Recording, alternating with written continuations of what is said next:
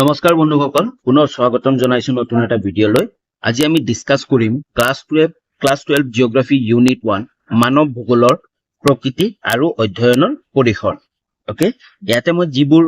Question এনসাৰবোৰ discuss কৰিম সেইবোৰৰ তোমালোকে পিডিএফও পাব পাৰিবা। ওকে, ডেসক্ৰিপচনত লিংক আছে টেলিগ্ৰামৰ, তাৰ পৰা গৈ তোমালোকে পিডিএফটো ডাউনলোড কৰিব পাৰিবা। ওকে, তো আগবাঢ়ো আজি।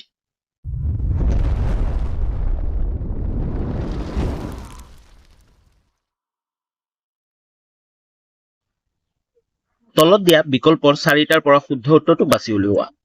ওকে, চাৰিটা অপশন দিব, অপশন দিছে, অপশনৰ পৰা শুদ্ধ উত্তৰটো বাছি উলিওৱা। এক নম্বৰ আমাক কি কৈছে, তলৰ কোনটো মানুহ আৰু পৰিৱেশৰ মাজৰ আটাইতকৈ গুৰুত্বপূৰ্ণ পাৰস্পৰিক ক্ৰিয়া? কি কৈছে, তলৰ কোনটো মানুহ আৰু পৰিৱেশৰ মাজৰ আটাইতকৈ গুৰুত্বপূৰ্ণ ক্ৰিয়া? এক নম্বৰ মানুহৰ জ্ঞান, মানুহৰ উপলব্ধি, প্ৰযুক্তিবিদ্যা, মানৱ ভাতৃত্ববোধ। ইয়াৰ শুদ্ধ উত্তৰটো হ'ল মানুহৰ উপলব্ধি। ওকে, নেক্সট 2 নম্বৰ আমাক কি কৈছে, তলৰ কোনটো ভৌগোলিক সম্বেদৰ উৎস নহয়? তলৰ কোনটো ভৌগোলিক সম্বেদৰ উৎস নহয়? চোৱা, ভ্ৰমণকাৰীৰ টোকা, প্ৰাচীন মেপ, চন্দ্ৰৰ পৰা সংগ্ৰহ কৰা শিলা, প্ৰাচীন মহাকাব্য। ইয়াৰ শুদ্ধ উত্তৰটো হ'ব 3 নম্বৰ চন্দ্ৰৰ পৰা সংগ্ৰহ কৰা শিলা। মানে এই যিমানবোৰ আছে ন, ভ্ৰমণকাৰীৰ টোকা, প্ৰাচীন মেপ, প্ৰাচীন মহাকাব্য, এইবোৰ কি আমাৰ ভৌগোলিক সম্ভেদৰ উৎস। কিন্তু এই চন্দ্ৰৰ পৰা সংগ্ৰহ কৰা শিলাটো ভৌগোলিক সম্বেদৰ উৎস নহয়, কাৰণ এইটো পৃথিৱীৰ বাহিৰৰ বস্তু হয়, মানে চন্দ্ৰৰ পৰা অনা শিলা হয়। নেক্সট বহু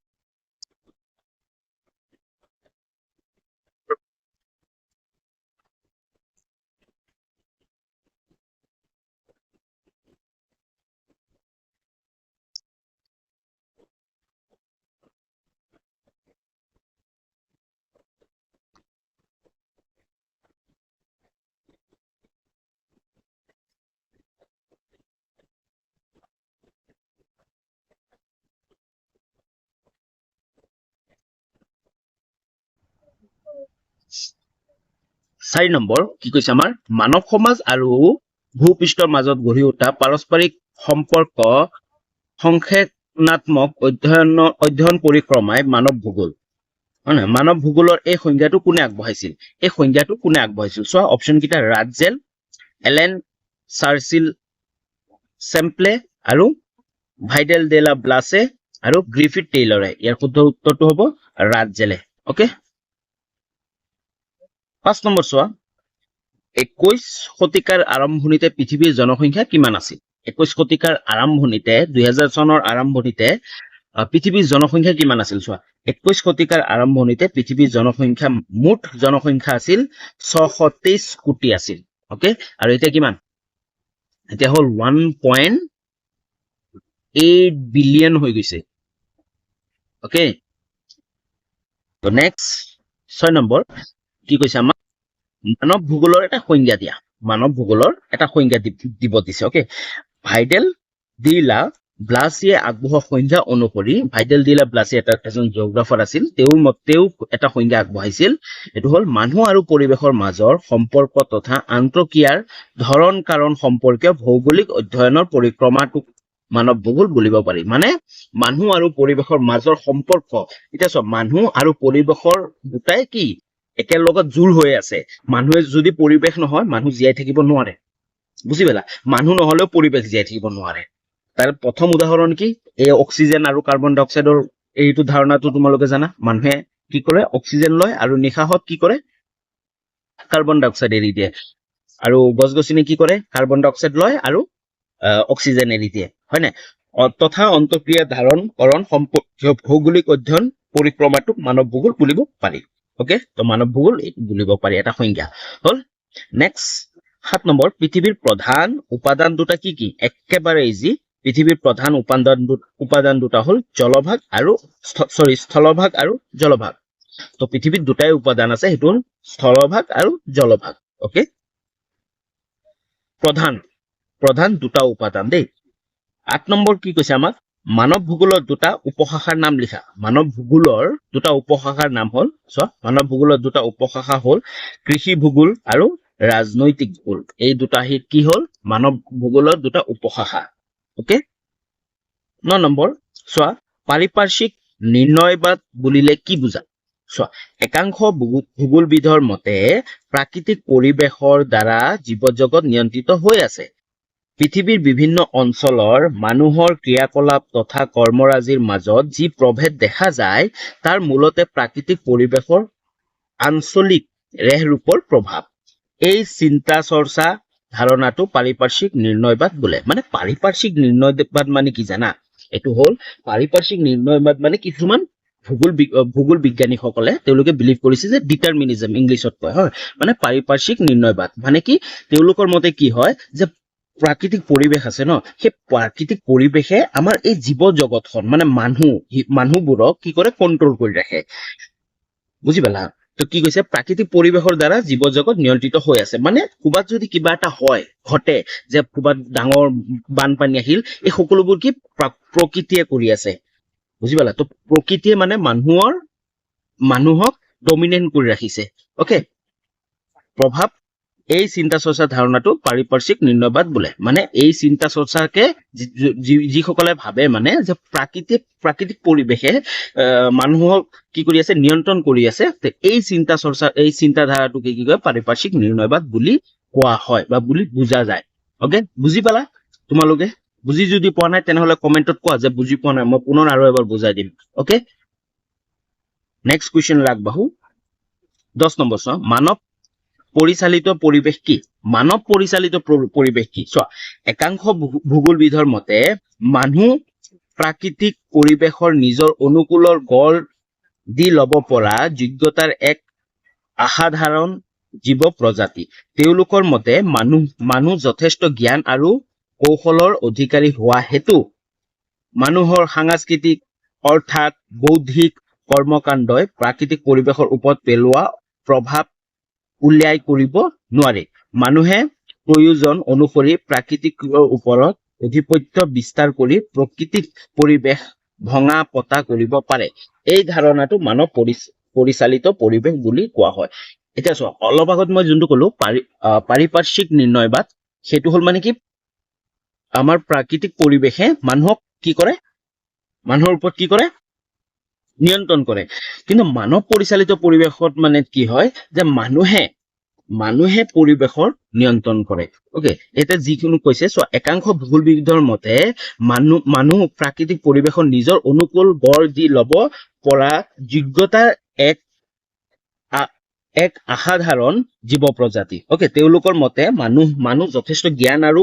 কৌশলৰ অধিকাৰী হোৱা হেতুকে মানে মানুহৰ যথেষ্ট জ্ঞান আৰু কৌশল আছে কাৰণে মানুহৰ সাংস্কৃতিক অৰ্থাৎ বৌদ্ধিক কৰ্মকাণ্ডই প্ৰাকৃতিক পৰিৱেশৰ ওপৰত পেলোৱা প্ৰভাৱ উল্লেখ কৰিব নোৱাৰি ওকে মানুহে প্ৰয়োজন অনুসৰি প্ৰকৃতিৰ ওপৰত অধিপত্য বিস্তাৰ কৰি প্ৰাকৃতিক পৰিৱেশ ভঙা পতা কৰিব পাৰে তো মানুহে তেওঁলোকৰ নিজৰ যিখিনি প্ৰয়োজন হয় সেইখিনি ওপৰত কি কৰে প্ৰাকৃতিক পৰিৱেশ ভঙা পতা কৰিব পাৰে ওকে এই ধাৰণাটো মানৱ পৰিচালিত পৰিৱেশ বুলি কোৱা হয় বুজি পালা ওকে নেক্সট 11 নম্বৰ কুৱেশ্যনটো ঔপনিৱেশিক যুগে কি বুজায় চোৱা ঔপনিৱেশিক যুগে কি বুজায় চোৱা পঞ্চদশ শতিকাৰ দ্বিতীয়াৰ্ধৰ পৰা পৰ্তুগাল ফ্ৰান্স স্পেইন প্ৰভৃতিৰ পশ্চিম ইউৰোপীয় দেশসমূহত সামুদ্ৰিক অভিযানৰ এক পৰম্পৰা আৰম্ভ হয় মানে যি পঞ্চদশ শতিকা আছিল ন সেই শতিকাত দ্বিতীয়াৰ্ধৰ পৰা কি হয় পৰ্তুগাল ফ্ৰান্স স্পেইন প্ৰভৃতিৰ পশ্চিমীয়া যিবোৰ ইউৰোপীয় দেশসমূহ আছে ন তাতে কি হয় দেশসমূহত সামুদ্ৰিক অভিযানৰ এক পৰম্পৰা আৰম্ভ হয় মানে তেওঁলোকে কি কয় সমুদ্ৰ দি বিভিন্ন ঠাইত অভিযান মানে কিবা বিচাৰিবৰ কাৰণে তেওঁলোকে আৰম্ভ কৰে ওকে সমুদ্ৰৰ দ্বাৰা এনেবোৰ অভিযানৰ ফলতে দুয়োখন আমেৰিকা অষ্ট্ৰেলিয়া এণ্টাৰ্কটিকা প্ৰভৃতিৰ মহাদেশীয় ভূভাগৰ আৱিষ্কাৰ হোৱাৰ উপৰিও আফ্ৰিকাৰ দুৰ্গম অঞ্চলত ইউৰোপীয় লোকৰ প্ৰৱেশ ঘটে তো এই যে তেওঁলোকৰ এই সামুদ্ৰিক অভিযানবোৰ আৰম্ভ হৈছিল হয় নাই আৰম্ভ হোৱাৰ ফলতে কি হৈছিল বিভিন্ন দেশ মহাদেশ বিভিন্ন ঠাই কি হৈছে আৱিষ্কাৰ হৈছিল ওকে তো আমি জানো যে দুয়োখন আমেৰিকা আৱিষ্কাৰ হৈছিল অষ্ট্ৰেলিয়া আৱিষ্কাৰ হৈছিল এণ্টাৰ্কটিকা আৱিষ্কাৰ হৈছিল প্ৰভৃতিৰ দেশসমূহ ভূভাগৰ আৱিষ্কাৰ হোৱাৰ উপৰিও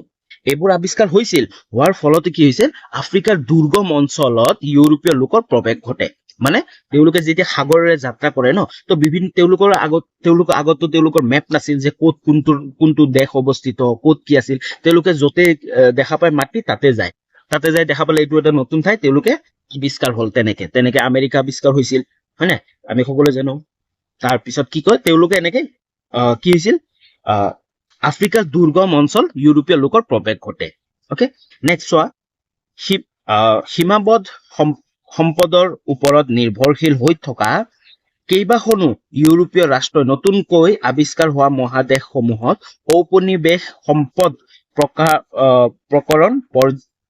প্ৰকাৰ্য আৰম্ভ কৰে সেয়েহে পঞ্চদশ শতিকাৰ পৰা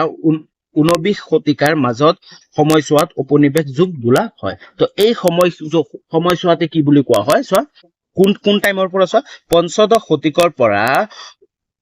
19 শতিকাৰ মাজৰ সময়ছোৱাক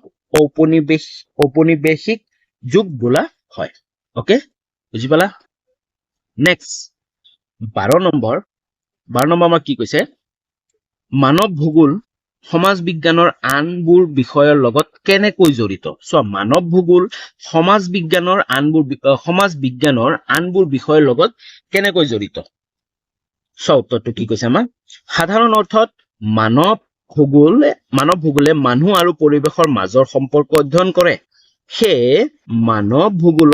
ভূগোলৰ অধ্যয়নৰ ক্ষেত্ৰত মানৱ জীৱনৰ লগত জড়িত সকলো ধৰণৰ আৰ্থিক সামাজিক সাংস্কৃতিক ৰাজনৈতিক বৌদ্ধিক আৰু জৈৱিক কাম কাজসমূহৰ লগত এনে কাম কাজৰ সংগঠন স্থলীৰ পাৰস্পৰিক সম্বন্ধ পৰ্যালোচনা কৰা হয় তো চোৱা কি হল মানৱ ভূগোল যেটো আছে ন মানৱ ভূগোল কি হয় কিহৰ ষ্টাডি কৰে মানে কি বস্তু হেৰি কৰে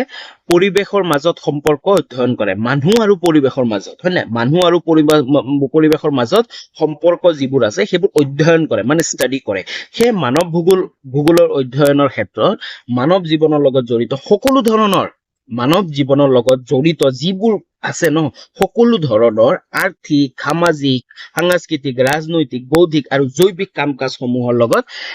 এনে কাম কাজক সেইবোৰ কি কৰে তেওঁলোকে মানৱ ভূগোলে কি কৰে অধ্যয়ন কৰে ওকে সেইবাবে মানৱ ভূগোলৰ অধ্যয়ন প্ৰক্ৰিয়াৰ লগত বিভিন্ন ধৰণৰ শৈক্ষিক আৰু প্ৰায়োগিক বিষয় জড়িত হৈ থাকে সেই কাৰণে কি হয় মানৱ ভূগোলৰ লগত যেহেতু মানুহৰ লগত জড়িত যি বস্তু আছে ন তেওঁলোকে গোটেইবোৰ কি কৰে অধ্যয়ন কৰে সেই কাৰণে কি হয় মানৱ ভূগোলৰ অধ্যয়ন প্ৰক্ৰিয়াৰ লগত বিভিন্ন ধৰণৰ শৈক্ষিক আৰু প্ৰায়োগিক বিষয় জড়িত হৈ থাকে বিশেষকৈ মানুহৰ কাম কাজৰ লগত জড়িত হোৱা হেতুকে মানৱ ভূগোল অধ্যয়নৰ কাৰ্যৰ লগত সমাজ বিজ্ঞানৰো বহুতো তত্ত্ব সূত্ৰ আৰু ব্যাখ্যা দি পোনপটীয়াকৈ জড়িত হৈ পৰে তো কি হয় বিশেষকৈ মানুহৰ কাম কাজৰ লগত জড়িত হোৱা হেতুকে মানৱ ভূগোলৰ অধ্যয়ন কাৰ্যৰ লগত সমাজ বিজ্ঞান বহুতো তত্ত্ব সূত্ৰ আৰু ব্যাখ্যা আদি পোনপটীয়াকৈ জড়িত হৈ পৰে ওকে মানৱ ভূগোলৰ সৈতে জড়িত সমাজ বিজ্ঞানৰ বিভিন্ন বিষয়সমূহ হ'ল সমাজতত্ত্ব ৰাজনীতি বিজ্ঞান সম্পদ অৰ্থনীতি বুৰঞ্জী জনসংখ্যাৰ বিজ্ঞান পৰ্যটন আদি তো এইবোৰ যেতিয়া এইবোৰ গোটেইবোৰত কি মানুহৰ লগত জড়িত তো মানুহৰ লগত জড়িত হেতুকে তো যোনটো মানৱ ভূগোল আছে ন মানৱ ভূগোলে এই সমাজ বিজ্ঞানৰ ঠাইত গৈও এই সমাজ বিজ্ঞানৰ বিভিন্ন শাখাবোৰো কি কৰে মানৱ ভূগোলে অধ্যয়ন কৰে বুজি পালা এনেদৰে মানৱ ভূগোল সমাজ বিজ্ঞানৰ বিভিন্ন বিষয়ৰ লগত জড়িত আৰু এনে ধৰণে মানৱ ভূগোল সমাজ বিজ্ঞানৰ বিভিন্ন বিষয়ৰ লগত জড়িত ওকে নেক্সট কোৱেশ্চন আগবাঢ়ো নেক্সট কোৱেশ্চন আমাক কি কৈছে মানৱ ভূগোলে কি অধ্যয়ন কৰে মানৱ ভূগোলে কি অধ্যয়ন কৰে অলপ আগতে আমি কলো হয়নে মানৱ ভূগোলৰ অধ্যয়ন যোগেদি যি জ্ঞান আহৰণ কৰা হয় সেই জ্ঞানক মানুহৰ হিত সাধনৰ অৰ্থে ব্যৱহাৰ কৰা হয় ওকে মানৱ ভূগোল বিভিন্ন প্ৰাকৃতিক কাৰকৰ ওপৰত যথেষ্ট পৰিমাণে নিৰ্ভৰশীল বিভিন্ন প্ৰাকৃতিক কাৰকৰ ওপৰত যথেষ্ট পৰিমাণে কি হয় নিৰ্ভৰশীল হয় কাৰণ এই কাৰকবোৰ মানুহৰ কাৰ্যকলাপৰ ওপৰত সুদূৰ প্ৰসাৰী প্ৰভাৱ পেলায় আৰু মানৱ জীৱনৰ উন্নয়নৰ সীমাৰেখা নিৰ্ধাৰণ কৰে ওকে বিভিন্ন অঞ্চলৰ মানুহৰ কাৰ্যকলাপ জীৱন নিৰ্বাহ প্ৰক্ৰিয়া ধৰ্ম শিক্ষা বেপাৰ বাণিজ্য সামাজিক প্ৰথা জনপ্ৰব্ৰজন জনবসতি আদিৰ লগত এইবোৰৰ লগত জড়িত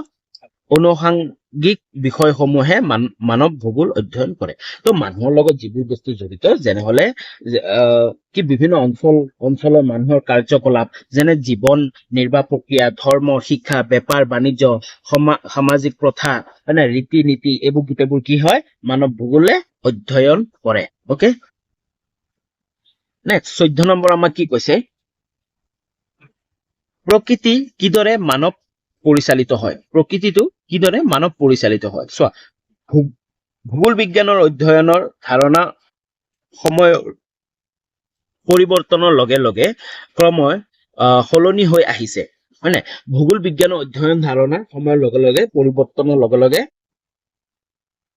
ক্ৰমে সলনি হৈ আহিছে বৰ্তমান বিজ্ঞান আৰু প্ৰযুক্তিবিদ্যাৰ উন্নতিয়ে মানুহক বহু দূৰলৈ আগুৱাই নিবলৈ সক্ষম হৈছে বৰ্তমান সময়ত যি বিজ্ঞান আৰু প্ৰযুক্তিবিদ্যাৰ উন্নতি হৈছে ন এই উন্নতিৰ ফলত কি হয় মানুহক বহু দূৰলৈ আগুৱাই নিবলৈ সক্ষম হৈছে যাৰ ফলত মানুহে প্ৰাকৃতিক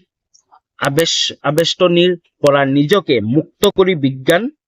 সহায়ত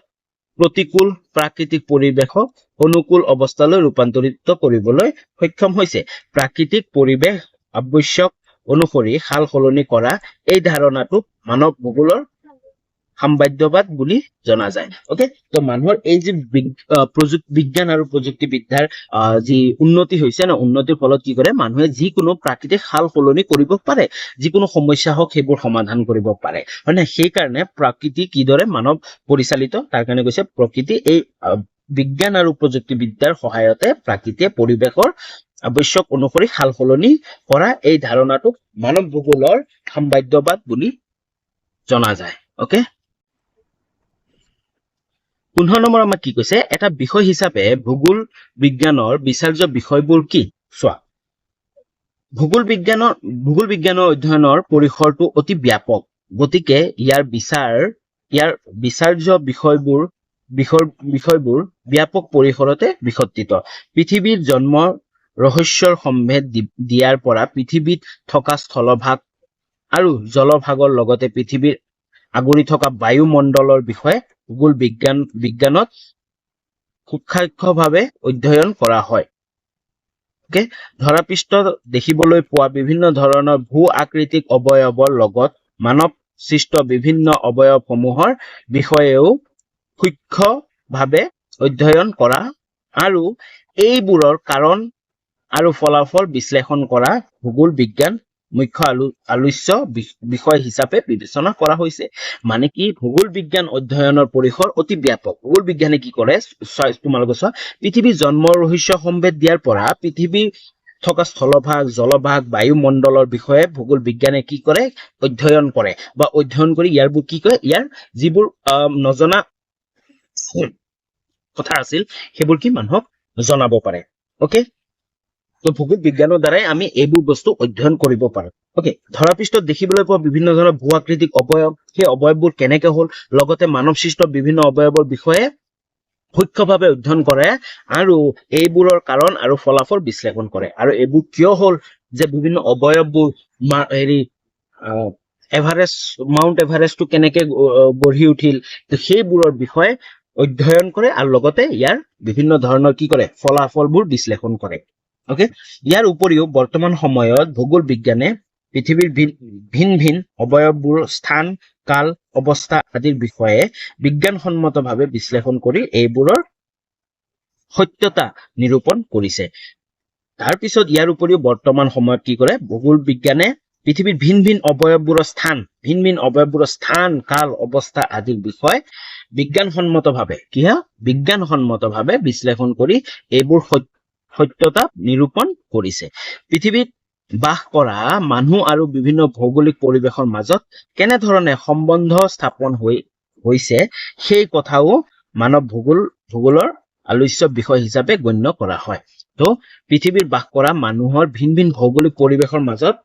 কেনেধৰণে সম্বন্ধ স্থাপন হৈছে সেই কথাও মানৱ ভূগোলে কি হয় অধ্যয়ন কৰে ওকে তো আজিলৈ ইমানখিনি আছিল বাকি যিবোৰ কোৱেশ্চন আনসাৰ ৰৈ গ'ল সেই কোৱেশ্চন আনসাৰবোৰ মই নেক্সট ভিডিঅ'ত দিবলৈ চেষ্টা কৰিম ওকে যদি তোমালোকে ভিডিঅ'টো ভাল পালা বুজি পাইছা তেনেহলে সাবস্ক্ৰাইব কৰা চেনেলটো ওকে আৰু যদি কিবা ভুল হৈছে বা বুজাব পৰা নাই তেনেহলে কমেন্ট কৰি জনোৱা কোনটো কোৱেশ্চন বুজিব পৰা নাই সেইটো কোৱেশ্চন মই আৰু ভালকে মই বুজাব চেষ্টা কৰিম ওকে আৰু যদি হাই সেকেন্ডাৰী সেকেন্ড ইয়াৰত পঢ়ি আছা আগন্তুক যি হাই সেকেন্ডাৰী ফাইনেল এক্সাম আহি আছে তাৰ কাৰণে এই চেনেলটো তোমালোকে কিছুমান ভাল সুবিধা পাবা ওকে সুবিধা মানে তোমালোকৰ ফাইনেল এক্সামৰ মাৰ্ক ভাল আহিবৰ কাৰণে তোমালোকে নিজে একো কষ্ট নিজে মানে ইমান এটা সাৰ্চ কৰি থাকিব নালাগে এই চেনেলটো সাবস্ক্ৰাইব কৰি লোৱা এই চেনেলটোতে গুটেখিনি পাবা তো কি পাবা প্ৰতিটো চেপ্টাৰৰে কোৱেশ্চন আনসাৰ লগতে এক্সপ্লেইন কৰি বুজাই দিম ওকে প্ৰিভিয়াস ইয়াৰ কোৱেশ্চন পেপাৰ তোমালোকে বিচাৰিব নালাগে এইটো চেনেলতে পাই যাবা ওকে আৰু প্ৰিভিয়াস ইয়াৰ কোৱেশ্চন পেপাৰ চেপ্টাৰ ওয়াইজ প্ৰতিটো চেপ্টাৰৰ ইম্পৰ্টেন্ট কি কোৱেশ্চন আনসাৰ আহিছিল আৰু কি কোৱেশ্চন আনসাৰ আহি থাকে আৰু কি কোৱেশ্চন আনসাৰ আহিব পাৰে সেই সকলো পাবা ওকে আৰু এই সকলোবোৰ ভিডিঅ'ৰ মাধ্যমেৰে পাবা তাৰ লগতে তোমালোকে কি PDF ডাউনলোড কৰিব পাৰিবা আৰু PDF বোৰ কোনো পইচা নালাগে একেবাৰে ফ্ৰী হয় টেলিগ্ৰাম চেনেলটো জয়েন হৈ কেনে তাৰপে ডাউনলোড কৰিব পাৰিবা ওকে তো আজিলৈ ইমানখিনিয়ে লগ পাই আছো নেক্সট ভিডিঅ'ত বাই বাই